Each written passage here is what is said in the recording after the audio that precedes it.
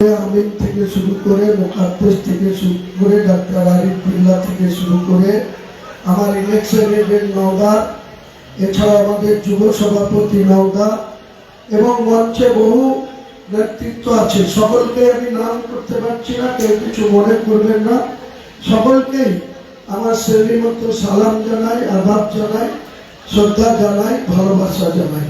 আর তার থেকেও বড় কথা, মঞ্চে যেটা কানায় কানায় ভর্তি হয়ে গেছে, এরাই আমাদের আসল শক্তি, আসল সম্পদ। কারণ আপনারা যদি আমাকে সঙ্গ না দিতেন, আপনারা যদি আমাকে সাপোর্ট না করতেন, এত প্রতিকূলতা, এত বিরোধ, এত সমস্যা, এত অর্থনৈতিক ভাবে আমাদের বিরুদ্ধে এখানকার যে প্রার্থী প্রায় 5 কোটি টাকা খরচ করেছে, আমাদেরকে নিশ্চয়ই কিছু খরচা করতে হয়েছে, কিন্তু সেই তুলনায় অত্যন্ত কম বা নগণ্য। তো মানুষের ভালোবাসা, মানুষ হচ্ছে গণতান্ত্রিক ভাবে যে কোনো নির্বাচনে তারাই হচ্ছে আসল শক্তি, তারাই হচ্ছে রাজ্যে কে ক্ষমতায় থাকবে, কে থাকবে না, কোথায় কে বিধায়ক হবে, কে হবে না, কোথায় কে গ্রাম পঞ্চায়েতের মেজরিটি কোন দল পাবে, কে প্রধান হবে, কোন ব্লকে কে পঞ্চায়েত সমিতি দখল করবে, জেলা পরিষদে কে দখল করবে, সবটাই কিন্তু পাবলিক সাধারণ মানুষের হাতে ক্ষমতা। কিন্তু আমরা দুঃখের সঙ্গে বলছি, আজকে যে দলটা প্রাক্তন হয়ে গেল, যে মুখ্যমন্ত্রী 1984 সালে মাত্র 32 বছর বয়সে একজন প্রখ্যাত আইনজীবী, ব্যারিস্টার, সিপিএম এর জবরদস্ত সাংসদ সোমনাথ চট্টোপাধ্যায়কে হারিয়ে দিয়েছিল। সেই হারানোটা মমতা বন্দ্যোপাধ্যায়ের পক্ষে সম্ভব হয়েছিল একটাই কারণে, তখন তার 5-7 বছর আগে 1977 সালে বাংলার আরেকজন বিখ্যাত আইনজীবী, লন্ডনে পড়াশোনা করা প্রাক্তন মুখ্যমন্ত্রী সিদ্ধার্থ শঙ্কর রায়, তিনি এবং তিনার স্ত্রী মায়া রায়, তিনিও ব্যারিস্টার ছিলেন। সিদ্ধার্থ শঙ্কর রায়ও ব্যারিস্টার ছিলেন। 1972 থেকে 77 সাল সিদ্ধার্থ শঙ্কর রায় বাংলার মুখ্যমন্ত্রী ছিলেন। একটা ন্যাশনাল দল, আমাদের ভাবতে খারাপ লাগে যে এই পশ্চিম বাংলায় অনেক উত্থান পতনের মধ্যে প্রথমে 30 বছর কংগ্রেস দল বাংলার শাসন করেছিল।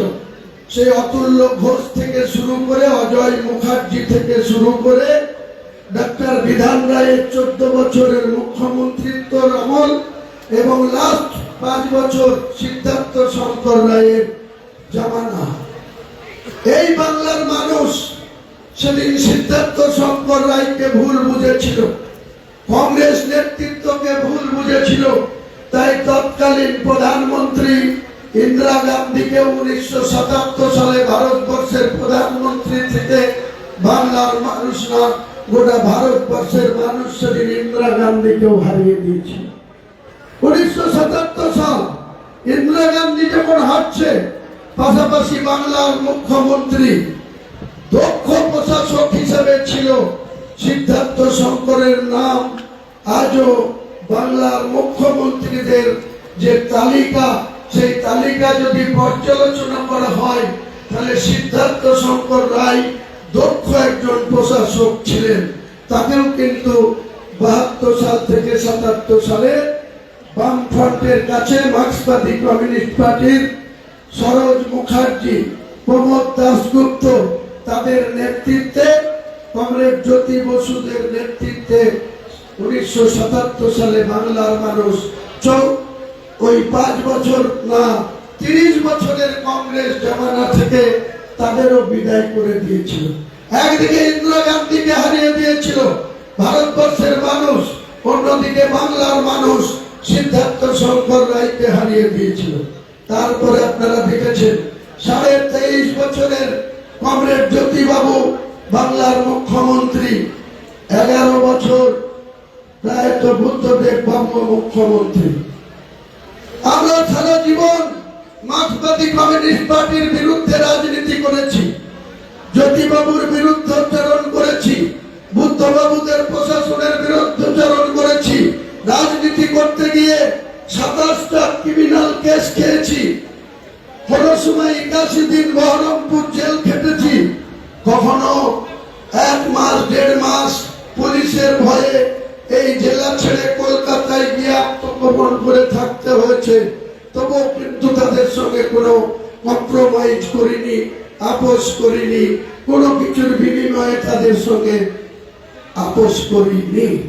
কিন্তু আজকে সেই 34 বছরের সরকারকে 2011 সালে মমতা বন্দ্যোপাধ্যায় যখন 2009 সালে 1 থেকে, কারণ 2004 সালে লোকসভায় মমতা একা এমপি ছিল, এই মুর্শিদাবাদের 3টে এমপি ছিল কংগ্রেস দলের, যেখানে মুসলমান মেজরিটি জেলা, সেই জেলায় প্রণব মুখার্জি ব্রাহ্মণ সন্তান যোগীপুরের এমপি হয়েছিল।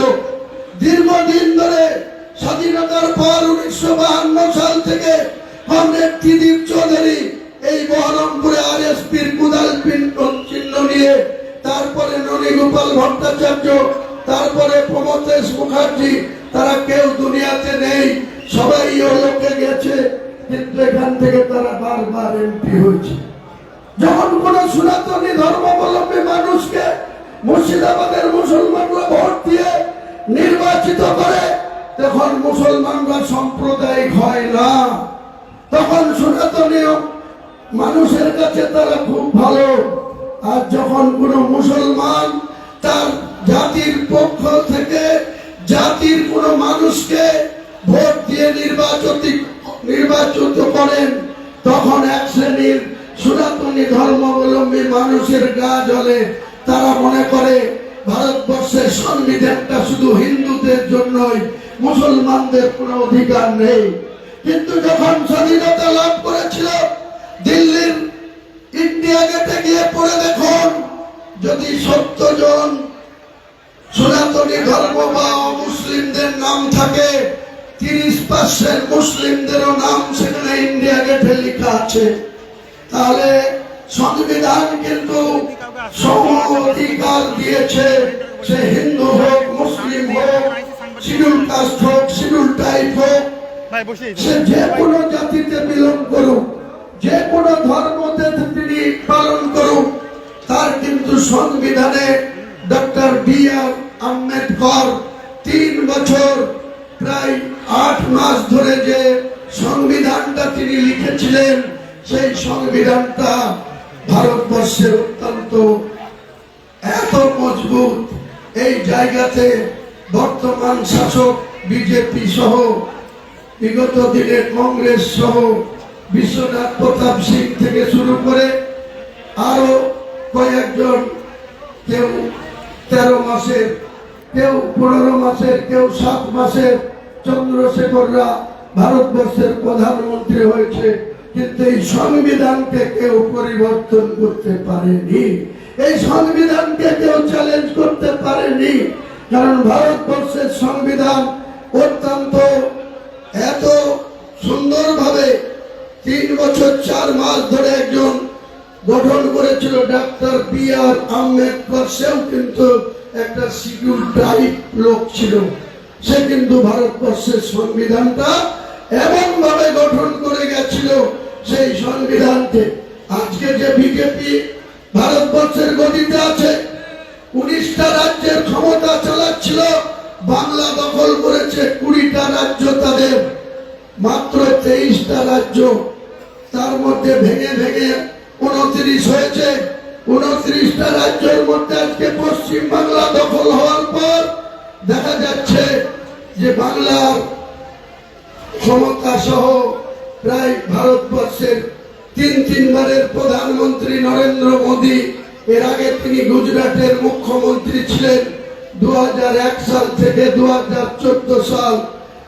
2001 সাল থেকে সিলেটে কিন্তু বিজেপি সরকার চলছে, সেখানে কিন্তু 19% মুসলমানের বাস, 18% মুসলমান বিজেপির রাজত্বে চাকরি করছে।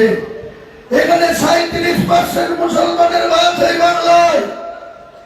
সেই বাংলাতে কংগ্রেসের সিদ্ধার্থ শঙ্কর রায়ের জামানা চলে যাওয়ার পর সেই সময় বরকত গনি খান চৌধুরী, সরদার সাহেব থেকে শুরু করে স্বরাষ্ট্রমন্ত্রী ছিলেন মুরাদনগর থেকে জিতে ডক্টর মোতাহার হোসেন, কলকাতা থেকে জিতে আব্দুর রহমান সারি, 16 জন মুসলিম মন্ত্রী ছিল 1972 সাল থেকে 1977 সাল। আর যে মুসলিমদের কাঁধে ভর দিয়ে 2011 সালে কংগ্রেসকে সঙ্গে নিয়ে যে মমতা ব্যানার্জি 34.5 বছরের সরকারটাকে এখান থেকে সরিয়ে দিল, সেই মুখ্যমন্ত্রীরা 34 বছরে মুসলমানদেরকে শুধু ইউজ অ্যান্ড থ্রু করেছিল, শুধু মুসলমানদেরকে ব্যবহার করেছিল, মুসলমানদের মধ্যে গ্রামে গ্রামে থানায় থানায় বুথে বুথে বোম বাঁধা শিখিয়েছিল, লড়াই করতে শিখেছিল, মুসলমানদের মধ্যে হানাহানি, মারামারি, কাটাকাটি, কোর্টে যাও, মার করো, আর ভয়ে আমাদেরকে ভোট দাও, এই ছিল বামপন্থীদের নীতি আদর্শ কর্মসূচি। একই পন্থা অবলম্বন করলো মমতা ব্যানার্জি। আজকে তিনি সনাতনী ধর্ম অবলম্বনী একজন ব্রাহ্মণের কন্যা, তিনাকে যেমন বাংলার মানুষ প্রায় 100 জন মুসলমানের মধ্যে 85 জন মুসলমান এই তৃণমূলকে ভোট দিয়ে 2011 সালে 229টা সিটে লড়াই করেছিল, কংগ্রেসকে মাত্র 65টা আসন দিয়েছিল। সেই সময় যখন কংগ্রেস 65তে লড়ে 42 জিতলাম আমরা, এই রাজনগরে আমি এমএলএ হয়েছিলাম। আমার ভাগ্য খারাপ ছিল, 5 বছরের জন্য মানুষ রাজনগর আপনারা আমাকে ভোট দিয়েছিলেন, কিন্তু কংগ্রেসের নেতৃত্বের আচরণে আমি আহত হয়ে 18 মাসের মাথায় 20 নভেম্বর 2012 যিনি প্রাক্তন হয়ে গেল বিমান বন্দ্যোপাধ্যায় বিধানসভার স্পিকার, তার কাছে আমি পদত্যাগ করতে বাধ্য হয়েছিলাম। দিয়েই মমতা বন্দ্যোপাধ্যায়ের হাত ধরেছিলাম। কিসের ভরসায়? মুর্শিদাবাদের উন্নয়ন করব, মুর্শিদাবাদের মানুষের সুখ দুঃখে পাশে থাকবো, মুর্শিদাবাদের মানুষের উপরে যাতে কোনো অন্যায় অত্যাচার না হয়, মুর্শিদাবাদের মুসলমান গ্রাম মোড়ায় যেন মুসলমান ভাই ভাই মারামারি না করে, ভাই ভাই কাটাকাটি না করে। আসল ক্রিমিনাল হচ্ছে মমতা বন্দ্যোপাধ্যায়, আরএসএস এর দালাল মমতা বন্দ্যোপাধ্যায়। তিনি 2011 সালের 20 এপ্রিল মুখ্যমন্ত্রীর গদিতে বসেছিল যেদিন, সেদিন পশ্চিম বাংলায় সনাতনী ধর্মাবলম্বী মানুষের অর্থাৎ প্রত্যেকটা হিন্দু গ্রামে কোনো আরএসএস এর অফিস ছিল না। টোটাল হাজার হাজার হিন্দু গ্রাম আছে গোটা বাংলায়, 70% উপর বাংলায় হিন্দু বসবাস করে।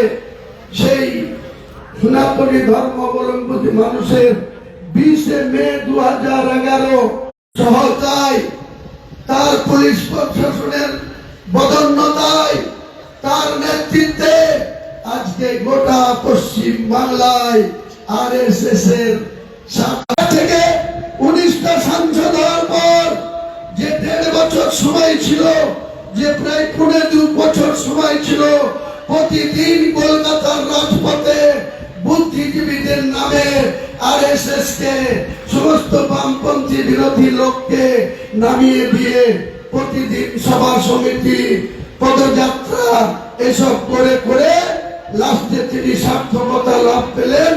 কংগ্রেসকে 65টা সিটে লড়ার সুযোগ দিয়ে তারা 42টা পেল, পার্সেন্টেজ দিল। আর উনি 229টা সিটে লড়ে ছেড়ে দিতে বাধ্য করেছিল, এমন আচরণ করেছিল। তাদেরকে কোনো ফাইল রিসিভ করতে দিত না। ডাক্তার মনোজ ভূঁইয়া, আবু হেনা থেকে শুরু করে যারা মন্ত্রী ছিল, গনি খানের ভাই থেকে শুরু করে, কেশব মন্ডল কুচবিহারের থেকে শুরু করে বিরোধী দল নেতা যে নিজেই তাকে হৃষ্টপিষ্ট করেছিল শুভেন্দু অধিকারীকে 2021 সালে নন্দীগ্রামে তার কাছে 1956 ভোটে হারতে হয়েছিল। এত রগরবা, এত ঐধত্য, তার ভাইপুর সঙ্গে কথা বলা, টাকা ছাড়া কথা বলা যায় না, ফোনে মেসেজ দিলে তার কোনো উত্তর পাওয়া যায় না। আমি হুমায়ুন কবির বারবার মমতা ব্যানার্জির কাছে প্রতিবাদ করেছিলাম যে আমরা দল করতে এসেছি, আপনার ভাইপুর গোলামি করতে আসিনি। আপনার ভাইপুকে সামলান, আপনার ভাইপুকে তুলাবাজি করা থেকে বিরত রাখুন। আপনি নিজে পোস্টিং হয়, এটা সাধারণ মানুষের উপরে চলুন। একটা সাধারণ মানুষ এক লরি বালি কিনতে গেলে এধারে বলছে লক্ষ্মীর ভান্ডার দিচ্ছি, 1000 টাকা ভাতা দিচ্ছি, ইমামদের 3000 টাকা, ভট্টাচার্যকে 4টে দপ্তর দিয়ে রেখেছিল, তাতেও জিতাতে পারেনি। আমরা বলেছিলাম মুর্শিদাবাদে আমাদের কিছু দায়িত্ব দিন, মন্ত্রী না করুন, কিছু ক্ষমতা দিন, কোন দপ্তরের চেয়ারম্যান করে দিন, ফান্ড দিন। আমরা মুর্শিদাবাদের মানুষ আপনাকে ভোট দিয়েছে। 2021 সালের আগে আপনার 4টে আসন ছিল, 2011-তে যেদিন আপনি ক্ষমতায় আসেন সেদিন 1টা আসন ছিল। সম্মান করবেন না, মুর্শিদাবাদের মানুষের উন্নয়ন করুন। কিন্তু এই তোলাবাজ ভাইপো, চোর ভাইপো সেদিনকে সম্পূর্ণ পিসির ক্ষমতার অপব্যবহার করে বাংলার মানুষের সাথে চুরি করেছে, ডাকাতি করেছে, তোলাবাজি করেছে। অমিত শাহকে যে পুলিশ সিকিউরিটি দেয়, সেই পুলিশ কি করে হুমায়ুন কবিরকে সিকিউরিটি দেয়, কি করে নওশাদকে সিকিউরিটি দেয়? তুমি কে হরিদাস পাল? তুমি বলছো যে সেন্ট্রাল গভর্নমেন্টের সিকিউরিটি ছেড়ে দিক, আমি সিকিউরিটি দেব। ওহে অভিষেক, আজ তোমার কি পরিণতি হয়েছে? তোমার স্বরাষ্ট্র দপ্তর কালকে বলে দিয়েছে আপনার আর কোন সিকিউরিটির দরকার নাই, মাত্র 4 জন কনস্টেবল আর 1 জন সাব ইন্সপেক্টর রেখে সমস্ত সিকিউরিটি। মমতা ব্যানার্জি নিজেকে পাপ করেছো, তার জন্য প্রায়শ্চিত্ত তোমাকে করতে হতোই। এবারের বিধানসভা নির্বাচনে মমতা বন্দ্যোপাধ্যায় পাপের প্রায়শ্চিত্ত পূর্ণ হয়েছে। তাই আগামী তোলাবাজ এখানে কলকাতায় গিয়ে বিজেপির নেতার সাথে যোগাযোগ করছে, অত সস্তা না। হুমায়ুন কবির থাকতে তোমাকে বিজেপি কোনো মতে জায়গা দেবে না।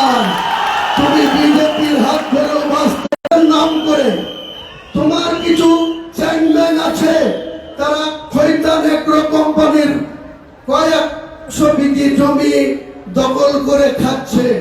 আমি এই রেজিনগরের বিধানসভার সদস্য হিসেবে উপস্থিত সকলের কাছে করজোড়ে ক্ষমা চেয়ে নিয়ে একটা আবেদন করব, সেটা হচ্ছে আমি আজকে 7 তারিখ, কালকে আমাকে কলকাতা যেতে হবে।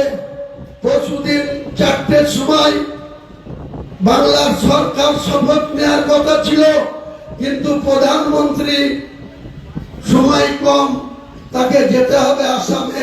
তাই সকাল 10টায় ব্রিগেডে যে রাজ্য সরকারের পক্ষ থেকে, গভর্নরের পক্ষ থেকে এত নির্লজ্জ ক্ষমতা যে নিজের যে দায়িত্ববোধ, হেরে যাওয়ার পরে যে পদত্যাগ করা, সেটাও করতে চায়নি, বলছে আমাকে জোর করে হারানো হয়েছে।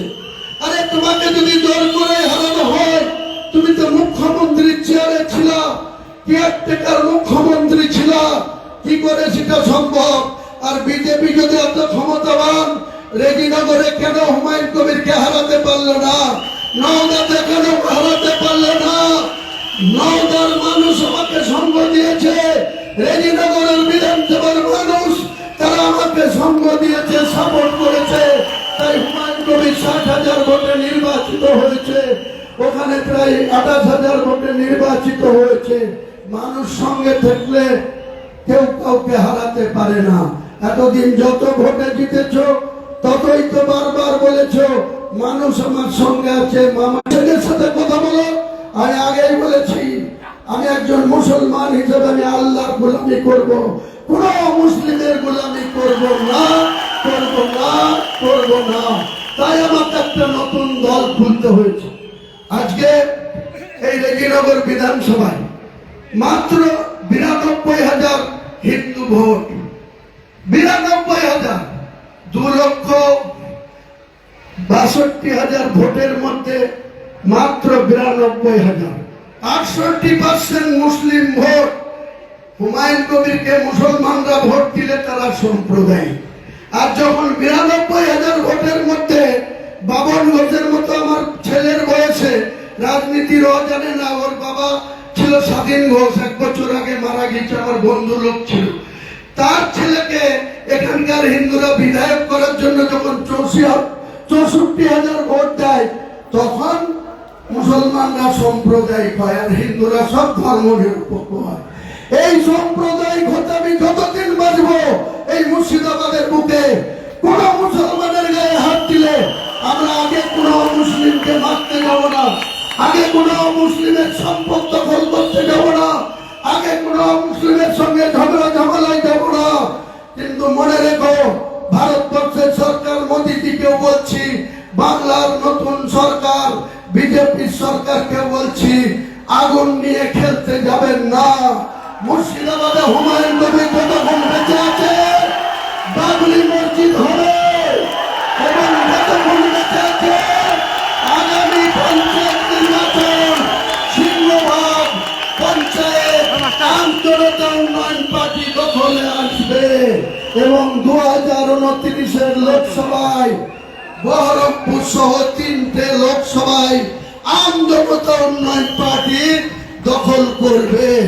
72% যে জেলায় মুসলমানদের বাস, যত হিন্দুরা একটা হবে, আমি গোটা মুর্শিদাবাদের মুসলিমদেরকে একটা করব। কি করে নির্বাচিত করব? আমরা নিশ্চিতভাবেই আগামী ২০২৯ সালে ৩টে লোকসভায় দখল করব।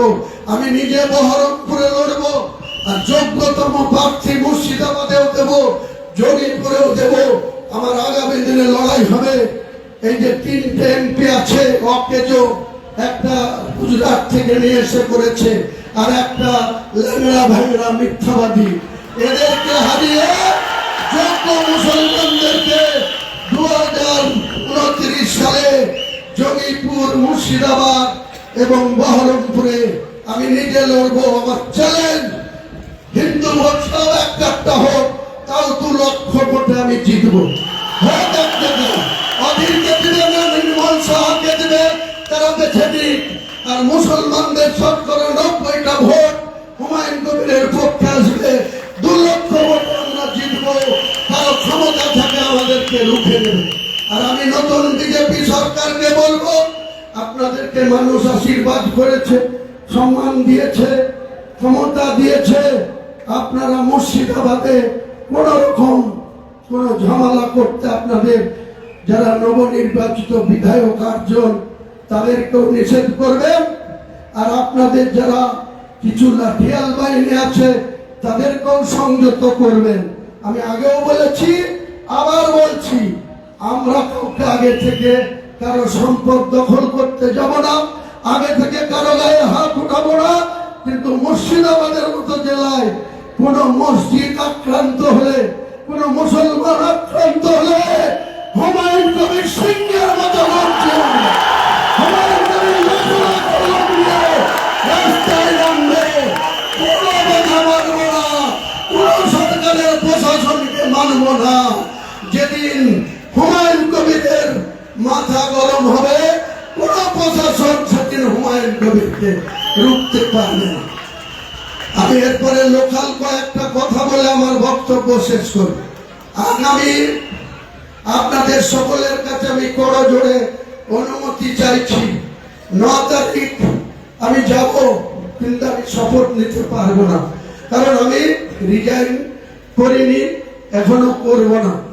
আমি আগামী ১৩ তারিখ বৃহস্পতিবারে রিজাইন করব, আর ১৪ তারিখ বৃহস্পতিবারে রিজাইন করব রেজিনগর বিধানসভা থেকে। আপনারা কেউ ভুল বুঝবেন না, আপনারা আমার সঙ্গে থাকেন। আমার ছেলেকে প্রার্থী করব, সে পারতে হবে না আমি ভক্তি থাকা, এবং আপনাদেরকে আরো বেশি ভোটে তাকে জিতাতে হবে, আরো বেশি ভোটে তাকে জিতাতে হবে। আমার হাত শক্তিশালী করতে গিয়ে আপনাকে আমার ছেলে রবিন গোলাম নবী আজাদকে ভোট দিতে হবে। আগামী 15 তারিখের মধ্যেই, আমি 15 তারিখে শুক্রবার জুম্মার নামাজ পড়ে রেজিনগর বিধানসভা থেকে আমি পদত্যাগ করব।